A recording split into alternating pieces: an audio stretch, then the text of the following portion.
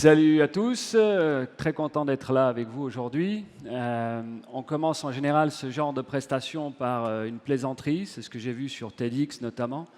Comme je ne suis pas un mec drôle, je ne vais pas me lancer là-dessus. Je vais raconter une petite histoire tout simplement sur la liberté. C'est les dieux, le dieu majeur qui dit à ses dieux mineurs la liberté, j'ai donné la liberté aux hommes, ils l'ont mal utilisée. On va la cacher. Alors le premier des dieux mineurs dit on va la cacher, j'ai une bonne idée, on va l'enterrer très profond dans la terre, et ils n'iront pas la chercher. L'autre dit on va le mettre dans le ciel, l'autre dit on le mettra dans les océans. Chacun a une idée. Au final, le dieu majeur dit non, ils vont aller partout, ils vont s'exciter, ils vont aller dans le ciel, ils vont aller creuser, ils vont aller dans les océans, ils vont la trouver. On va le mettre dans le seul endroit, on va la mettre, la liberté, dans le seul endroit où ils ne penseront jamais aller la chercher. On va la mettre au fond d'eux-mêmes. Alors c'est une histoire, je l'ai prise sur Internet, hein, attention, ce n'est pas la vraie histoire, il y a des trucs, voilà, mais le fait est que la liberté serait à l'intérieur de nous.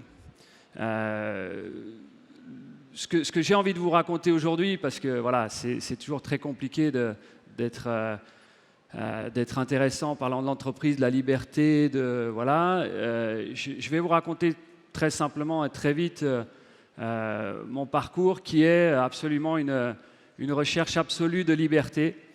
Tout d'abord, je viens de la montagne, je viens de la campagne, on a la forêt, les arbres, la montagne, les animaux, on est en pleine liberté, l'enfance est merveilleuse malgré une situation familiale un peu difficile. Je suis en liberté, c'est parfait. Arrive l'école, et alors là, c'est les premiers moments difficiles, c'est un combat. Pour moi, ils ne prendront pas mon cerveau, donc je me bats. Malheureusement, je suis à peu près toujours perdant, mais j'estime qu'ils n'auront pas eu, mon cerveau et j'ai gardé un bout de ma liberté. Arrive le sport. Heureusement, beaucoup de ski à la montagne, c'était un peu forcé, mais je trouve mes moments de liberté, je trouve des moments de plein air, donc très agréable, surtout quand on peut manquer l'école de manière assez importante. Donc ça c'est un bon début. Et ensuite, à 15 ans, on n'est pas très bon à l'école, on n'est pas assez bon au sport pour être professionnel, donc il faut se mettre au travail. Je me mets au travail. C'est ce qu'on appelle l'alternance ou un apprentissage. Et il y a des libertés parce qu'il n'y a plus personne qui vous dit toutes les minutes ce que vous allez devoir faire. Donc je trouve que le temps passe un peu plus vite, même si on est encore un petit peu serré et en manque de liberté. Et puis pour finir, je me rends compte que si on veut créer une famille, avoir des enfants, avoir une situation, se payer des vacances pour la liberté, il va bien falloir trouver un travail qui rapporte. Donc je rentre dans une banque. Une grande banque suisse en l'occurrence. Je fais 10 ans dans cette banque. Je joue toujours au foot puisque c'est mon deuxième sport et c'est ma grande liberté. Je marque des buts. Marquer des buts, ça libère, ça nous libère, ça libère toute l'équipe, donc j'adore ça. Et donc dans la banque, 10 ans, j'essaie de trouver ma liberté, je l'ai trouvée quelquefois. Il faut aller dans des régions où personne ne veut aller, il faut se confronter à des choses un peu pas tout à fait traditionnelles. Et au final, je finis quand même plus jeune vice-président d'une banque à 24 ou 25 ans. Et et je me fais presque prendre dans un cursus d'école à New York, de banking school, etc. Je m'échappe avec un gros bonus à 26, 27 ans, je m'échappe. Il y a de l'immobilier, je finance tous les acteurs de l'immobilier. Je me dis, je ne suis pas plus bête qu'eux, je dois pouvoir faire la même chose, prendre de l'immobilier, avoir un revenu fixe. J'avais fixé 100 000, voilà. bonne ambition. C'était un gros montant pour moi à l'époque.